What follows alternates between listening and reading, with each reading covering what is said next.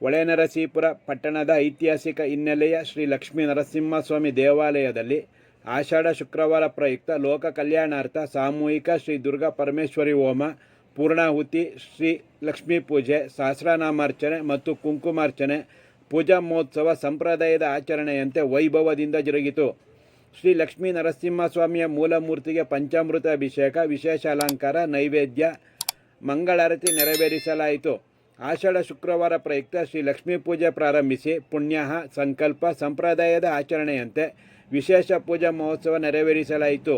ನಂತರ ಶ್ರೀ ದುರ್ಗಾ ಪರಮೇಶ್ವರಿ ಹೋಮ ಮತ್ತು ಪೂರ್ಣಾಹುತಿ, ನಂತರ ಮಹಾಮಂಗಳಾರತಿ, ತೀರ್ಥ ಪ್ರಸಾದ ವಿನಿಯೋಗ ಮಾಡಲಾಯಿತು.